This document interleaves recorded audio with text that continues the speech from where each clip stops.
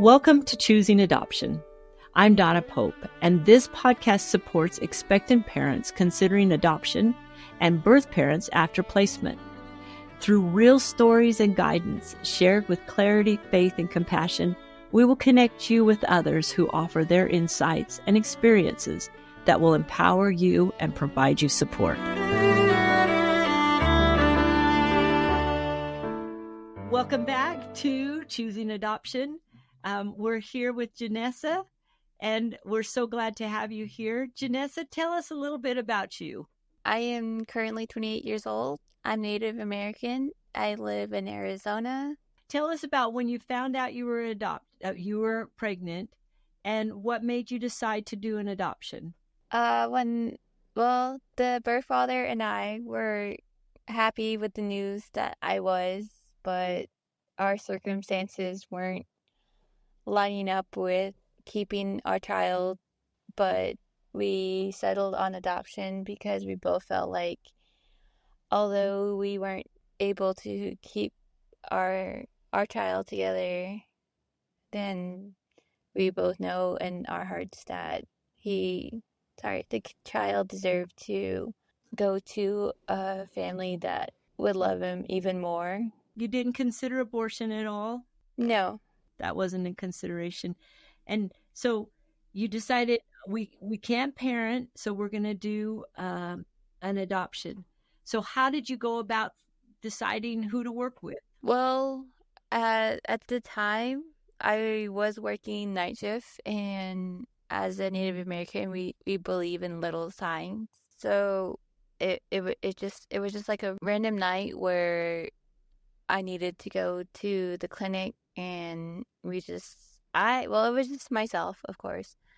I saw a pamphlet for an act of love, and out of all the adoption pamphlets, information flyers I saw, that one stuck with me the most because we both agreed that we saw it as a sign, like one that soothes our souls and our decision in putting our child up for adoption. Very good. And so you just reached out to them, gave them a call? Yeah, and they were very quick. They were supportive. They were very informative and made the hardest decision ever a very lovable one. So it's a hard decision. This is super hard to place a child for adoption. So in what way did they help you, come to feel comfortable with that?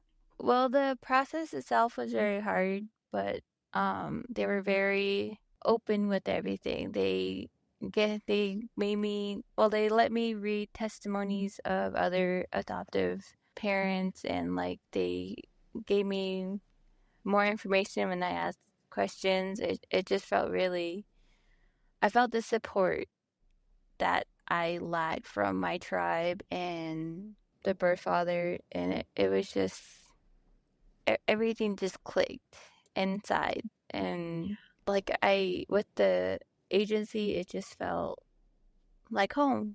Yeah. So because you're Native American, there is the Indian Child Welfare Act, and kind of the rules related to that are that there's priorities where if you're Native American, then you should place with kin or place with someone in the Native American tribe or someone in any Native American tribe before you go outside of the tribe. So as you've been thinking through, who am I going to place this baby with? How's that worked? Well, the birth father and he didn't want any part of the journey aside from the physical donation. So it was just a no-go with his side of the family. And with mine, there's no suitable parent. And then the tribes generally want you to look within the tribe. Yeah, that wasn't going to happen for my child. Tell me about that. What's your thinking there? Well, because Native Americans, we pride ourselves in family supporting family. But the two main people that brought life into this world, I didn't have that support, and it didn't feel right with me to say, hey, you guys are prideful of being supportive of family, but yet you guys don't want to actually put that to show with my child.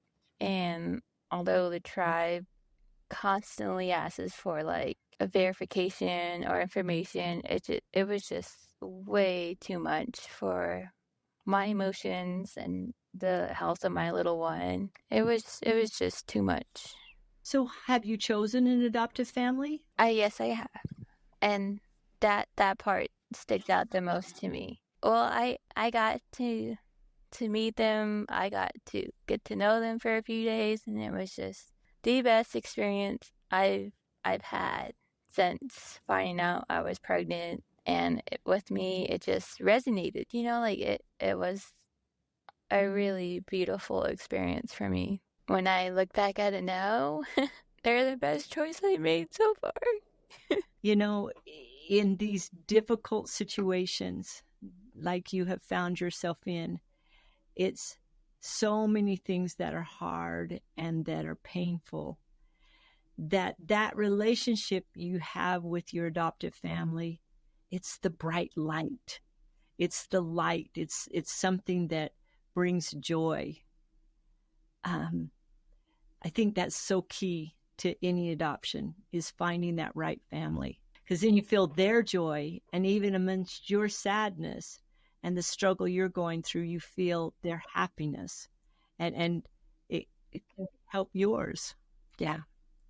So where are you going to deliver the baby? Oh, I already had the child. Oh, where did you deliver? I delivered in Utah.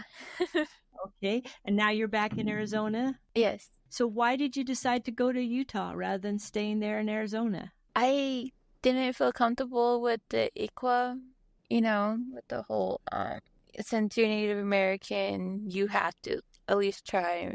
You have to try and find your next of kin for your child. And the tribes are good time to time, but just not this time. It didn't feel right to me.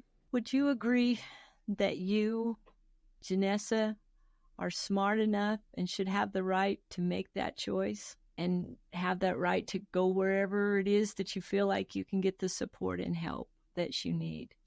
And so, how was that experience going to Utah?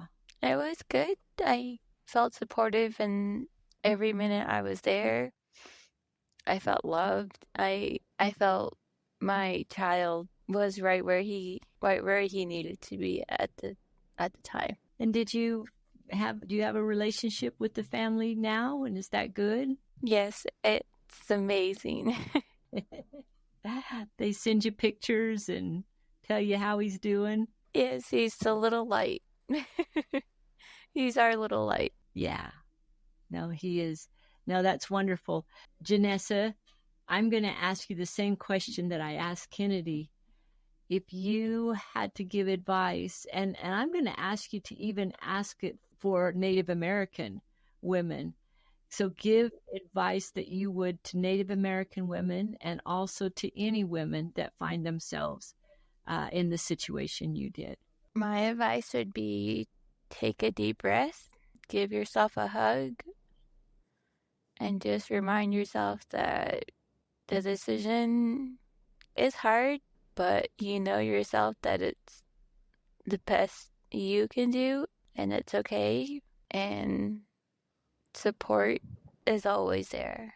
And would you advise agencies any differently? What would you give advice to me and other people that you've worked with at the agency?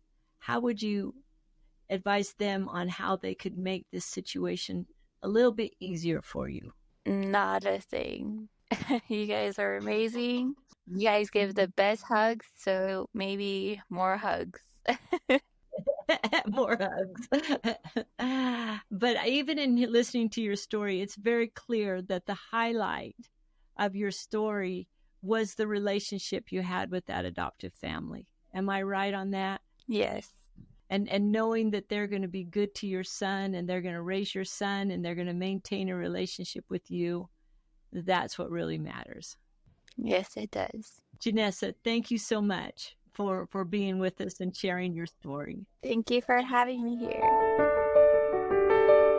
Thank you for being part of Choosing Adoption. I'm Donna Pope. You and your story matter.